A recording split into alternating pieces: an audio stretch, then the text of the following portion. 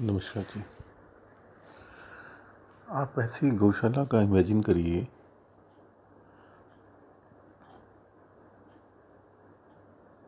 कि जिसके अंदर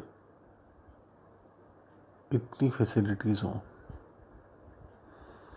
कि भाई आपको लगे कि भाई आपको तो उसका मेंबर बनना ही बनना चाहिए। गौशाला का मेंबरशिप 500 रुपये से शुरू होती है और वही हम आम लोगों से उम्मीद करते हैं कि भाई वही मेंबरशिप आप दें। गौशाला का कोई मेंबर है, उसका शुगर बीपी टेस्ट गौशाला की तरफ से करवाया जाएगा और उसके बदले में जो भी वो चारा डालना चाहें गाय को, क्योंकि हमारा मेन मकसद है गौशाले के लिए चारा इकट्ठा करना। तो उसके कई मेथड हैं। एक तो यही मैंने जैसे आपको बताया, आपको शुगर भी छोटा मोटा टेस्ट जो है गौशाला में लेबॉर्ट्री खोली जाएगी। दूसरा कि गौशाला में योगा क्लासेस लगेंगी, क्योंकि आजकल कोविड है तो इसलिए क्लासेस ऑनलाइन रहेंगी। थर्डली, जो सबसे बड़ा फीचर है गौशाला का, उसमें कुछ हमारे ऐसे आचार्य होंगे, ऐसे पंडित होंगे जो बहुत ही उच्च कोटि के आचार्य होंगे, जो गौशाला में सैलरी बेस्ड पे आएंगे हमारे, और वे सारे के सारे हरिद्वार से आएंगे। तो ऐसे आचार्य जिनके हरिद्वार में लिंक्स हैं और उच्च कोटि के आचार्य हैं, वो हमारे लिए लिंक साबित होंगे। कल को किसी ने हरिद्वार में अनुष्ठान करना है, किसी को भी दिक्कत आती है, और सेकेंडली वो हमारे घर घर के अंदर किसी भी मेंबर को कोई अनुष्ठान करवाना है तो आचार्य और उनके जो शिष्य होंगे वो बड़ा वैदिक ढंग से अनुष्ठान किए जाएंगे। और हम चाहेंगे कि हर मेंबर अपने घर में प्रति माह कुछ ना कुछ छोटा मोटा अनुष्ठान करवाए, और वो क्योंकि गौशाला की तरफ से फ्री परफॉर्म किया जाएगा तो हम उम्मीद करते हैं कि उसमें भी गौशाला के लिए चारा पर्ची जो कटेगी तो वो गाय के चारे में काम आएगी। तो ज़रूरी नहीं कि आपको चारा पर्ची ही कटवानी है, आप डायरेक्ट चारा भी डाल सकते हैं।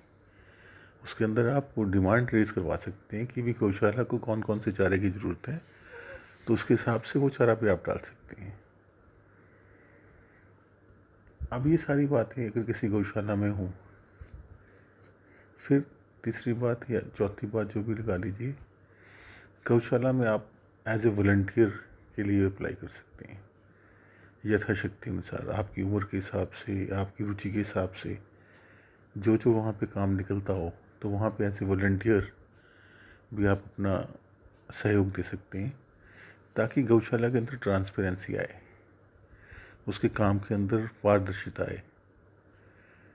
क्योंकि गौशाला का एक सबसे बड़ा फीचर हम ये भी लेके चल रहे हैं कि वहाँ पे आने वाले टाइम में दूध देने वाली गाय भी होनी चाहिए, ताकि प्रोडक्टिविटी हो सके गौशाला के अंदर। ठीक है ना, उसका दूध भी कोई सस्ता नहीं होगा, दूध महंगा ही होगा, क्योंकि शुद्ध देसी गाय का जो दूध है ना वो उपलब्ध ही नहीं है सिस्टम के अंदर। अब उसको सस्ता करने का एक ढंग होगा।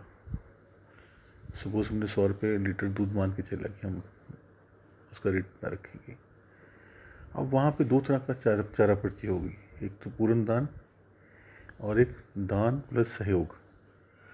अब ये सहयोग पर्ची होगी, इसका हम ये मान के चलेंगे कि जब आप पूर्ण दान नहीं मान के चल रहे, आप मान रहे कि आप सहयोग कर रहे हैं, तो इसका मतलब जो चारा है वो हमारे आपके लिए और हमारे लिए एक तरह से सहयोग है एक दूसरे के लिए। और उसके बदले में क्या पैदा हो रहा है, गौशाला के अंदर दूध पैदा हो रहा है जब चारा आप डाल रहे हैं गौ को। अब वो दूध जो है, सपोज हमने 30% गाय दूध देने में रखी है गौशाला में, तो हम आपकी चारा पर्ची का 30% जो है दूध के कूपन आपको दे देंगे।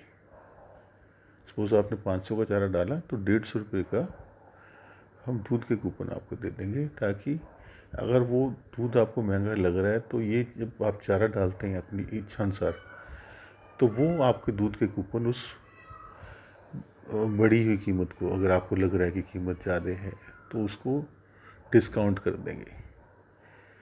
क्योंकि ये 100 रुपये तो उसके लिए रेट होगा जो सिर्फ दूध ले रहा है लेकिन कोई चारा नहीं, कोई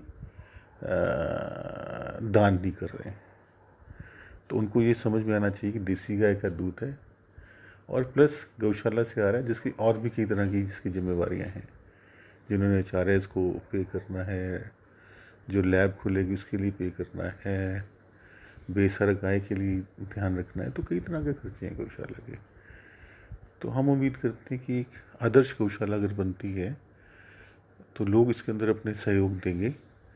तो हम उम्मीद करते हैं कि चारे की गौशाला में कोई कमी नहीं रहेगी, बल्कि जो भी दूध पैदा होगा वो गौशाला में तकरीबन फ्री पैदा हो जाएगा।